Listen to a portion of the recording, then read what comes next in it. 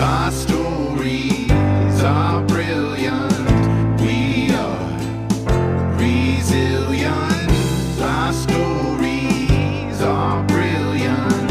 We are resilient.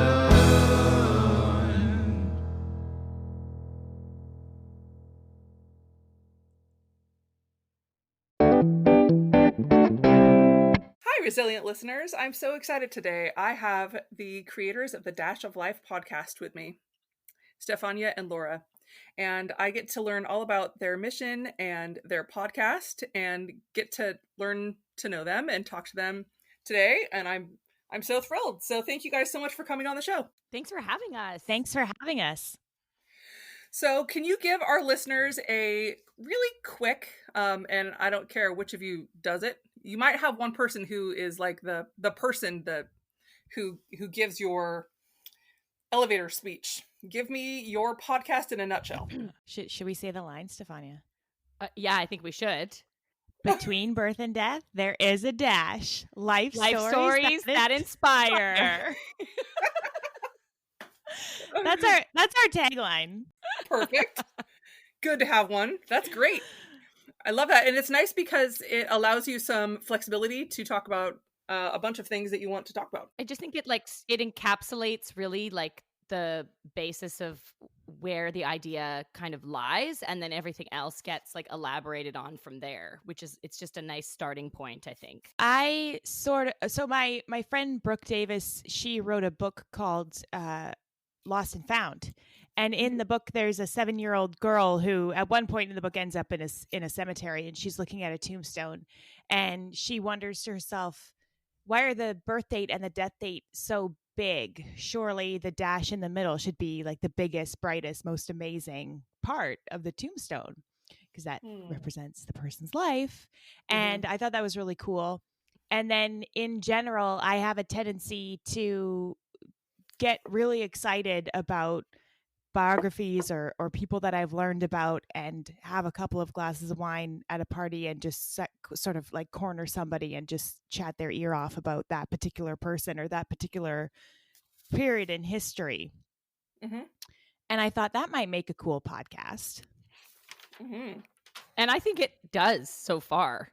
I mean, we're so excited for people to listen and like experience the vibe of the podcast, because I think it's really unique, at least in comparison to other podcasts that I've listened to. I think that there's something different that we offer that people will find really exciting and interesting, and that will just like jazz them up in the morning or whenever they choose to listen to us. I like it. I like it that you're coming at it from a very interested perspective, and you're trying to your listeners are going to be able to learn a lot from whoever you're speaking with. And I think that that's one of the best things. Like you're saying, we don't get to have those kind of like dinner party conversations anymore because of COVID. And if you're spread apart from people, I live in a very rural area, so I don't get to have those conversations a lot. So it's really nice for me. I'm excited to start hearing them from you guys. I think that's a great concept. That's just really it. Fun. And I think the whole COVID thing just kind of made it even more important that we create this. And the other thing is that off of the premise that you're the result of the 5 people that you spend, you're the average of the 5 people that you spend the most time with. I wanted to spend time with these resilient, amazing people from history.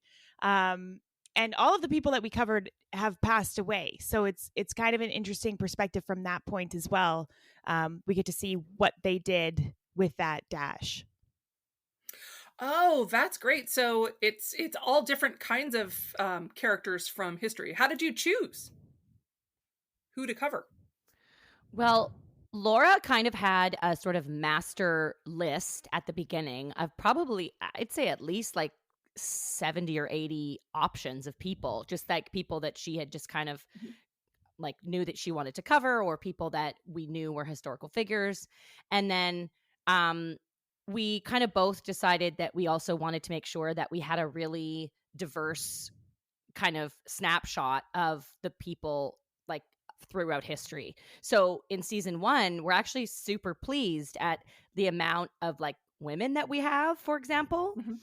And then like I kind of was like, based on the person that Laura did for the first week, I was like, oh, well, it'd be cool to like look for like a Canadian person or whatever. And so I think that we were just sort of inspired by like random also sort of like articles. Like I did a search once that was like the top 100 or top 10 influential women of history in Canada.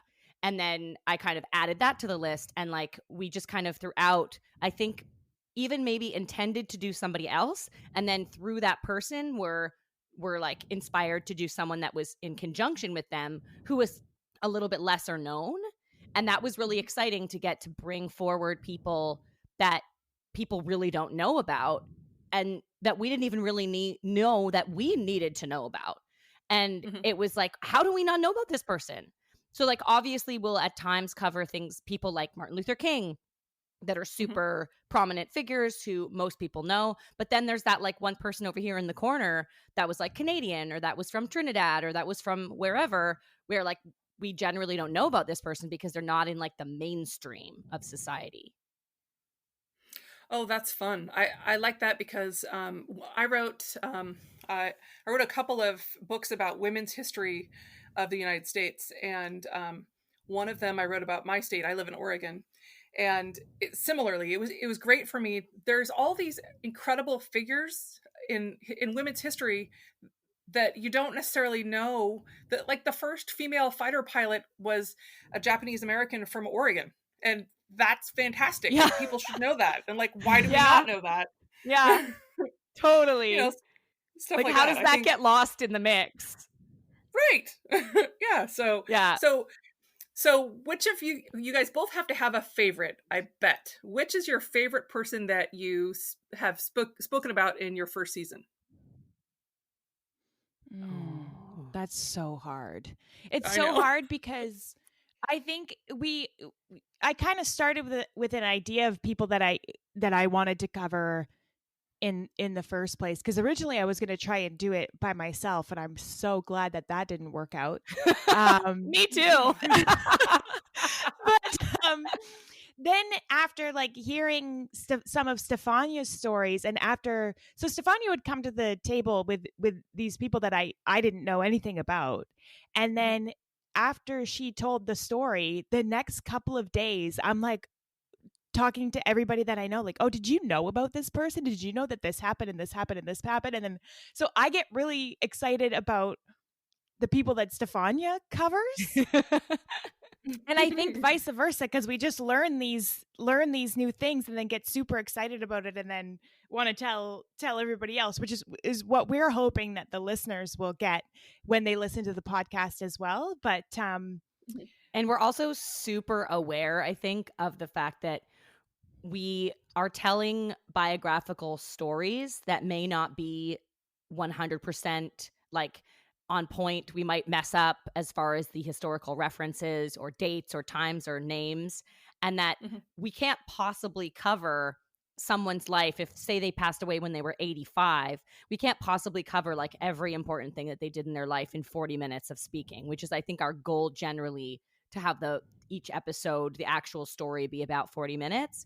So I think also like a side note to what Laura said is that like we also want people to get so excited about it that they then go themselves and do more research on that person and get even more interesting stories. And then they can engage with us on social media, for example, and be like, oh my gosh, did you see that this person also did this thing over here? And we're like, I know, we just couldn't fit it in the podcast. Yeah, we do our best to make sure that the actual research is as accurate as possible. But again, we only have 40 minutes to get all of the information in. So yeah, that's exactly right. We're trying to plant these seeds into people's brains and souls so that they get excited and then go find more information for themselves. Okay. Oh, but again, this question is really hard. Okay, I'll go first because I have an answer. But okay. Okay, so I would say that so let's just reveal one each, because I kind of want to be like, oh, I'd like to talk about like one of Laura's that's my favorite, and then one of mine that I covered that's my favorite. Oh, okay. But then I think that gives away too many. And I'm being possessive, but maybe Laura, chime in if you're like, forget it, Stefania, it's fine. I think that's fine. Okay. So I would say that for me, there's something about the firsts. And so for me, like, we cover this very incredible woman named Doris Anderson, who was the editor of Chatelaine magazine for 20 years. And she's the first person that I cover in the podcast. She's the first story that I tell in episode 2. And I just think that there's something really special to me about Doris, because she was my first experience like putting together a story and discovering that there's all these different layers and levels to a human in general. Not that I didn't know, but when you really dig deep into somebody's life and you get to learn about where they came from ancestrally, where they came from personally, the life they had in their immediate family home, the life they had extended family, and then when it comes to like their career and the different struggles they had throughout it, and their place in the context of history, I was just really simultaneously inspired and aggravated and motivated and frustrated and just like generally charged by the amount of influence that this woman had in sort of a quiet way. That like, I think that in today's society, we have this like attachment to fame and to notoriety and to being known and to having kind of like a global persona or an Instagram persona, or all these things. And most of the people we cover are people that were living in times where that wasn't a thing, and where they achieved a level of success or notoriety or influence on their world without the aid of social media and the media in a certain kind of way. And that's like kind of a level of success that, to me, like I get chills just thinking about it, about how important their work was and how it really furthered history in ways that I don't know that today's like society understands sometimes, because like we're so used to like people just having an online presence, and that you can have access to that person so easily online from like various parts of the world. But the fact that this was like a woman who was living in Toronto for the majority of her life and just had so much influence, like right up until, or right into like lawmaking, really at the end of the day, I just found like so incredibly inspiring. And ironically, she's probably the story I will screw up the most, because she's the first one I did.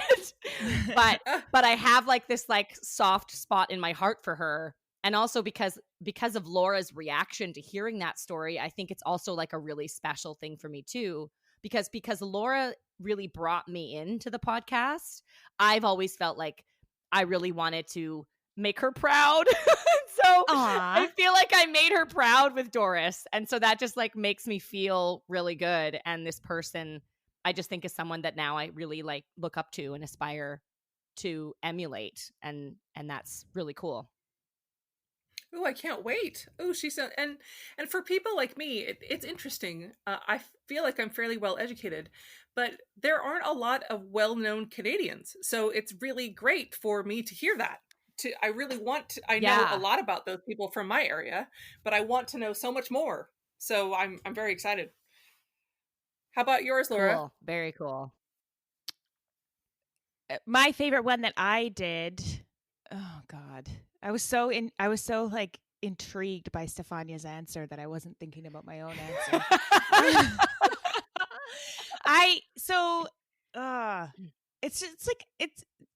I love it's like them choosing all a favorite child. Exactly. I love them all so much, but I'm going to have to say that my favorite was probably John Lewis, because it pissed me off so much. It just made me so angry. The whole story just made me so angry.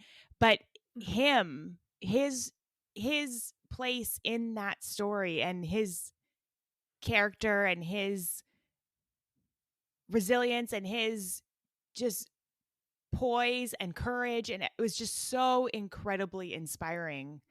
And it kind of opened it obviously is a story that goes in parallel with the Black Lives Matter movement in the States that really came to a head.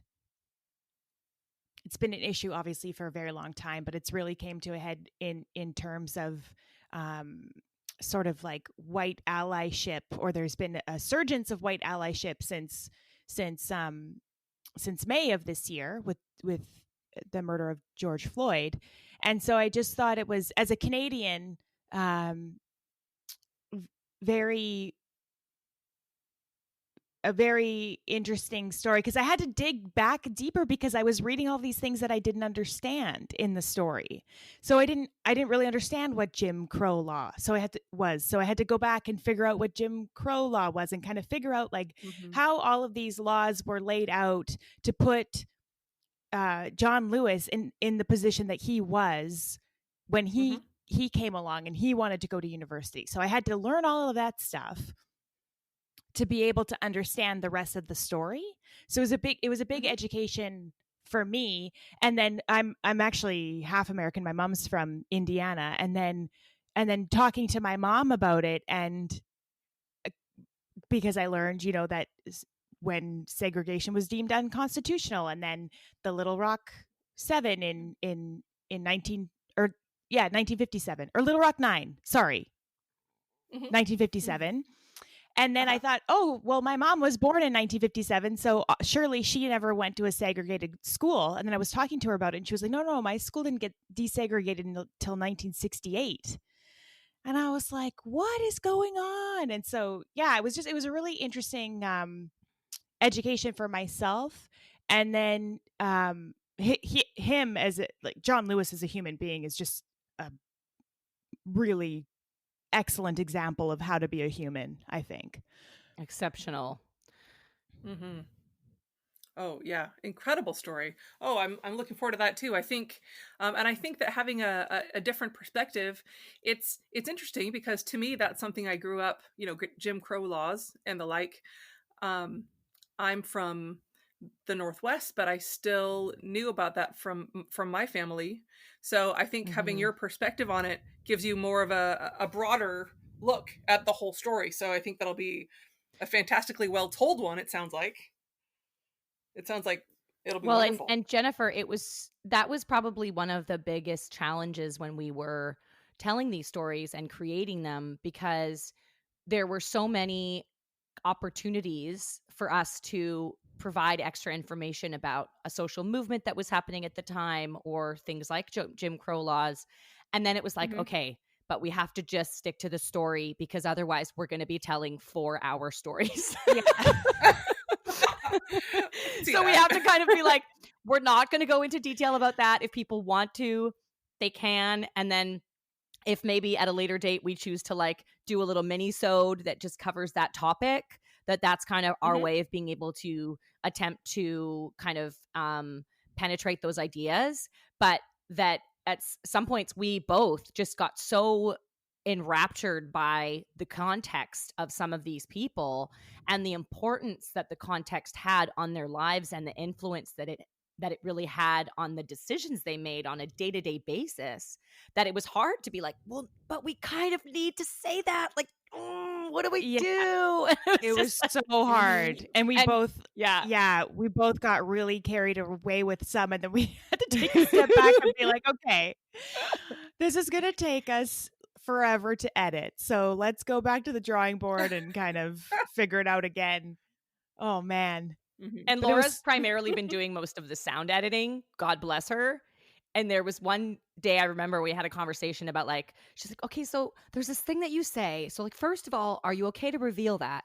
And second of all, how relevant is it? And I was like, you know what? It's like a great story. You're writing a story and you're like, I love this line. I love this scene. I love this thing, but it doesn't fit. It's got to go. It's like cutting room floor. You can't have any like preciousness about it. And then she just started hacking. Oh, yeah. She's like clear cutting in the podcast.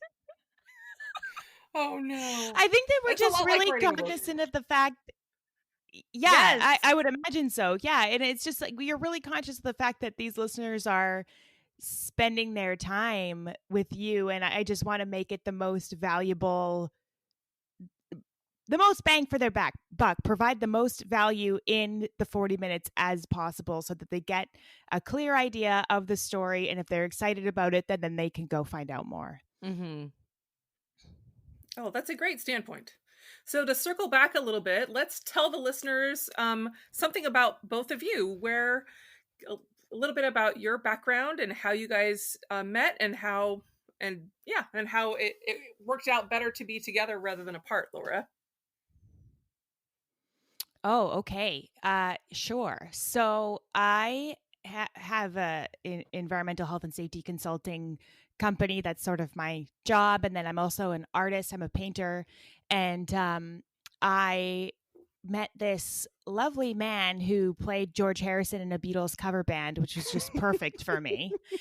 And then he just so happened to be there. He's got a group of high school friends, and one of his best friends was getting married in India. And he asked me if I wanted to go, and I said, sure.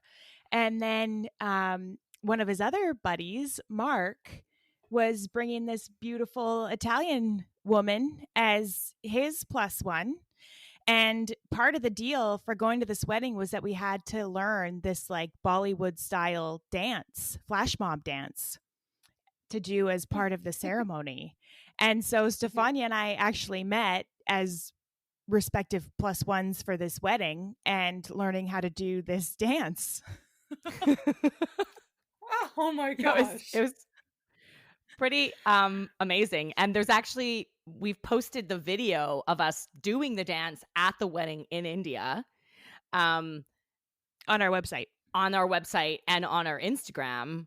And it's really hilarious because you can tell that maybe we've had a bit too much wine before doing the dance, because some of the moves are we're supposed to go to the left and I go to the right, or like we're supposed to swing our hips to the right and do a twist, and then we go the opposite. Like, it's hilarious and awesome and so fun.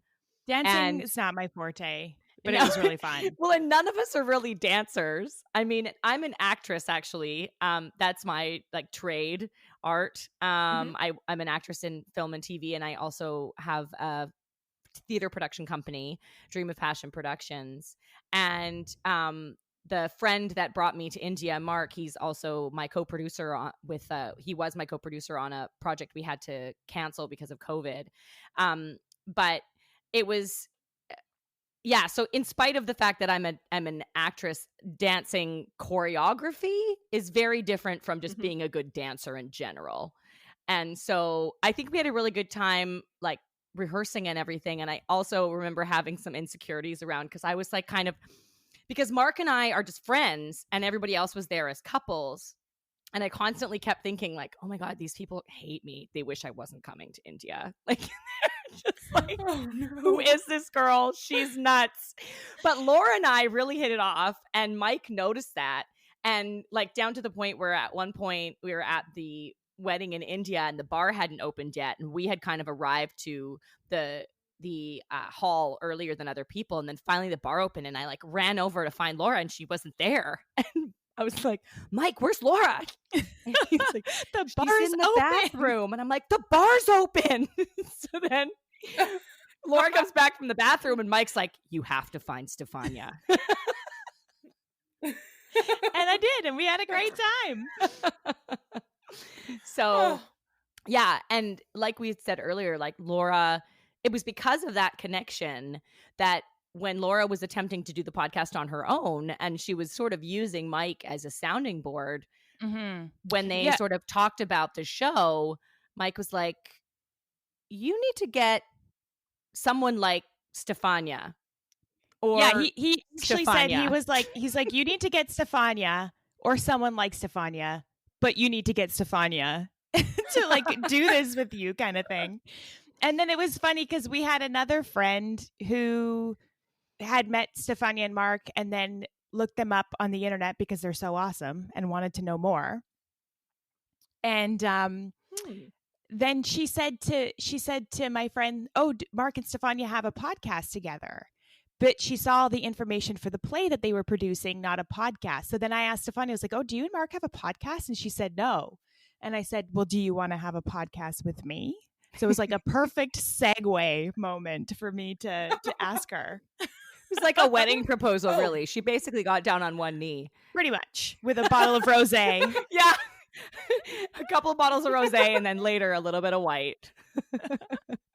I think a blessing to the proposal of doing a podcast together was the fact that being in this COVID year, nobody can take the podcast away from us because everything is possible while we maintain, if necessary, social distancing, etc., isolation and whatnot. And I was really inspired and excited to get to work on a creative project with somebody that I thought was awesome and just like welcomed spending more time with. And to know that 2-3 weeks down the road, a month down the road, 6 months down the road, no one can come in and be like, "Sorry, you can't do it anymore." That was super exciting and really provided a really beautiful creative place for us to build and grow this podcast. It is. It's a wonderful venue because so many of us, gosh, I've had, just like everyone, all of my events were canceled since January. And it's really nice to be able to work in a creative space and still be in your house or in your studio. It's pretty amazing. So do you guys have a very rigid recording routine, or do you plan a year in advance, a month in advance? How does it work for you? We've recorded the first season. So we're kind of running in seasons where we'll do 10 episodes of biographies, and then we'll have some interlude episodes before we carry on with the next season. So we've recorded basically the whole first season already. And we start releasing weekly episodes on January 5th. So we have a trailer out now, and then we'll have our intro episode out December 8th. And then we're having a Zoom launch party on December 11th, which we'll tell you all about. And then weekly episodes coming out January 5th. So we are ahead of the game. Oh, that's wonderful. Not having to play catch up is really helpful. I got into a sort of a jam at the end of my last season where I had all these recordings and then I couldn't get them out fast enough. So wow, yeah. It's nice. Yeah, it just kind of bookended that way. So it's nice that you have a good routine. Are you guys routine driven in your daily life, or are you kind of seat of the pants kind of people? I would say that for me, my career sort of doesn't allow for routine to really last for too long because all of a sudden the rug gets pulled out from under you. And it's like, oh no, you have to be at this place this time for this thing. And then you can't do all the things you had a routine for. So I like to try and have as much routine as possible. I think with the podcast, Laura had a lot of, I think, exposure to the various advice around how to do a podcast well and how to execute a podcast well and how to schedule and stuff like that. And so I think she was sort of the driver in the sense of being like, okay, well, we have to record this and we have to record this and we have to record this. And I was like, okay. And I was just kind of like going along for the ride. But that's been really great because now we sort of have this downtime where we can like iron out kinks and fix this here and there and add this other aspect or element that we didn't know we wanted. And then we have the opportunity to like re-record things if we have to, and then to feel like we will be able to expand on the episodes when we're releasing them weekly rather than having to record as we record the same season as we're in the season. Because I think if anything, we might we'll start recording season 2 while season 1 is running. So I think that as far as routine is concerned, like we've sort of constructed the machine in a certain way with the hopes that we can maintain that kind of routine aspect in future. No, I think that makes sense. That's perfect. Yeah, I think for me, I am sort of in the same boat, although in a very different field. And I have to prioritize and reprioritize sort of on a daily, if not hourly basis Yeah. as to what needs to get done, kind of thing, as somebody that owns a business. And Stefania and I are both very creative people, and I think that's sort of another bonus to working with Stefania, is that she understands how to execute a creative project. And I saw with her working on that play that was canceled, how hard she worked and how dedicated she was to the project. So I thought that was really cool. And I have the same thing. Like if I'm going to do something, then I want to do it. And so I'll figure it out. And it was funny. At one point, Stefania was like, and Laura just seemed to have all of the answers. And I was like, haha, fooled you, because I had none of the answers. So yeah, I mean, I knew that we needed to get episodes recorded early, because we're both very busy people and both kind of unpredictable people in terms of schedules. So we needed to figure out how to get it done while having the understanding that we could be pulled away at any time to work on whatever. And that's happened, and we've been able to work around it, and it seems to have been working out great so far. Oh, that's fabulous. Working in group projects it can be really, really Yeah, hard. it can. So it's nice. Yeah, it's nice that you guys understand the way that each other work, because everyone hates to be the one guy holding the bag all the time. Yeah. So it's nice that you guys can both be really flexible in that way. Totally. So do you guys have it? Oh, go ahead. I was just going to add that I think that there have been times where we have been scheduled to record and whatever has been going on, and either one of us didn't feel like recording. And then when we actually like sat down and did it, the process of doing that and focusing on what we needed to focus on, and then also telling the story, and then reminding ourselves of like, oh, this person did this, this, and this, and it was so awesome. We kind of like pulled ourselves out of that feeling of not wanting to do it, which is cool. Yeah, that's very cool. So what do you guys like to do for fun? Do you guys have any fun hobbies? Or it sounds like you're both extremely busy, but do you do something like, I find that during this COVID time, I've had periods of time where I've really wanted to do lots of hobbies, and sometimes where you just want to watch TV, but to be totally honest, but has there been something that's been fun that's been getting you through this time? We like to go for walks and talk about the podcast.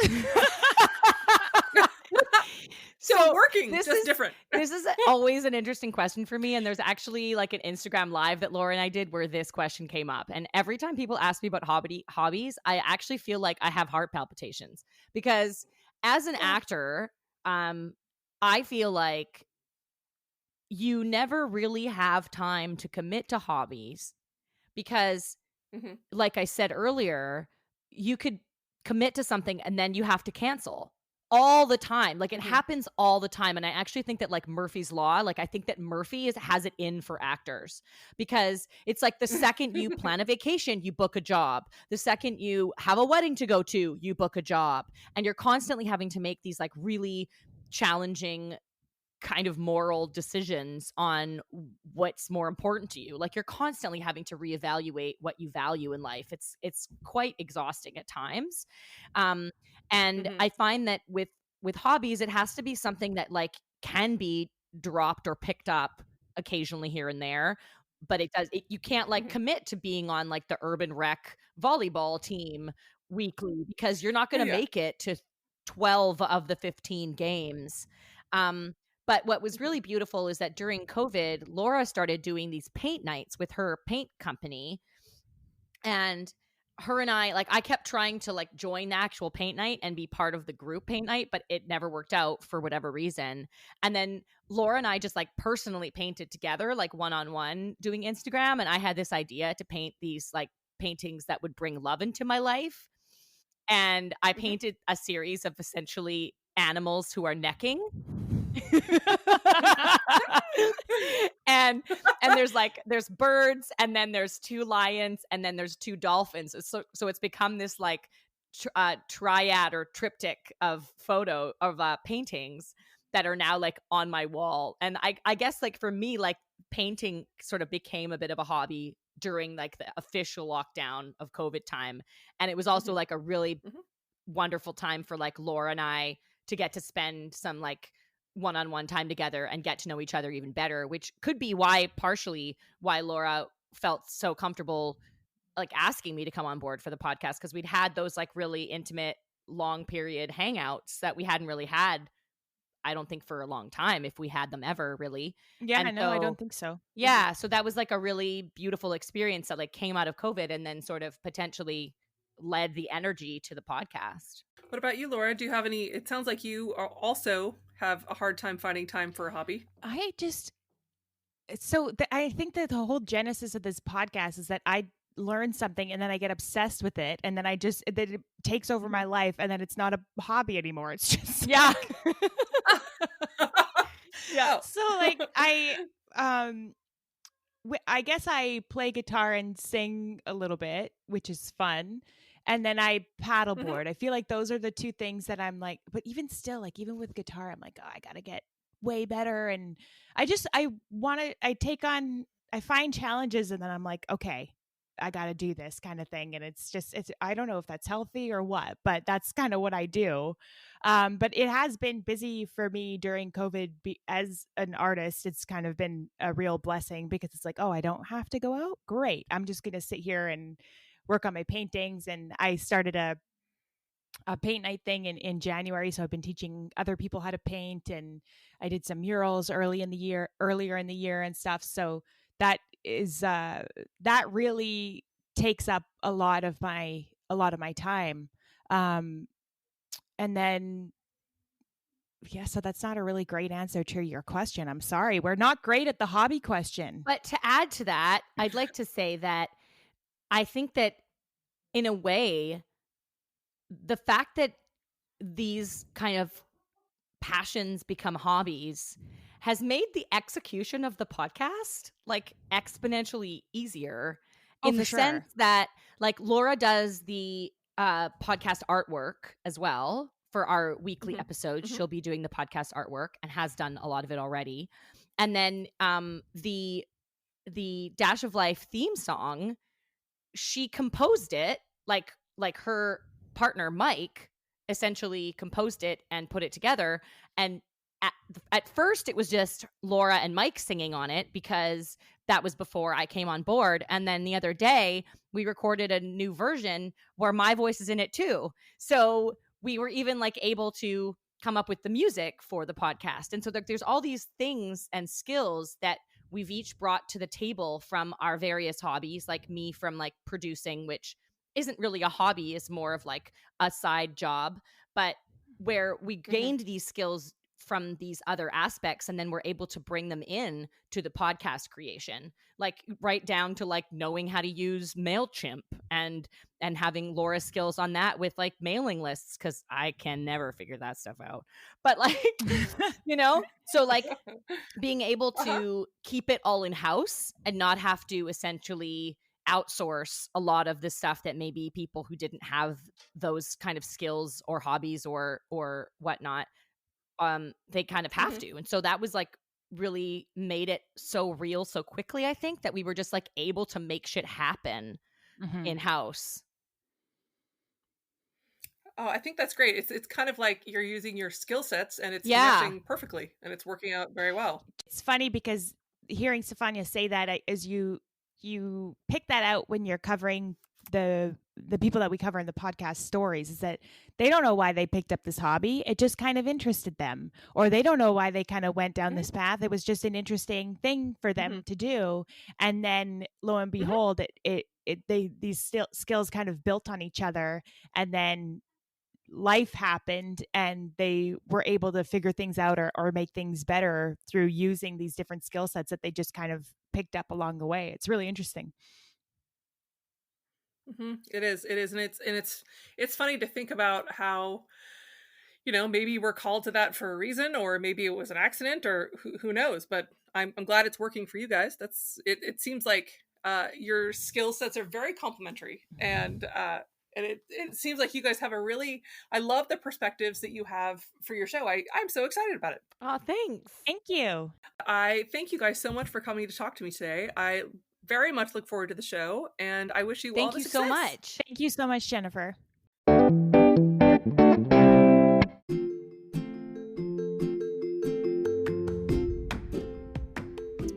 I wanted to make sure that listeners have all of the places that they can follow the Dash of Life podcast. You can go to their website, dashoflifepodcast.com. You can follow them on Instagram at Dash of Life Podcast. You can see them on Facebook at Dash O Life Pod. You could join their Facebook group, which is at www.facebook.com/groups/Dash of Life Podcast /. Or you could follow them on Twitter at Dash of Life Pod. Please go follow them at all of those places.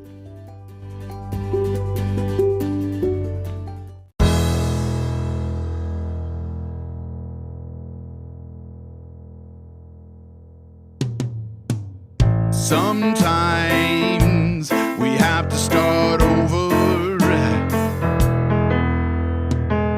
Sometimes we have to fight back. Sometimes it's all too much. Lost inside the black. Our stories are brilliant. We are resilient. Our stories are brilliant. We are resilient.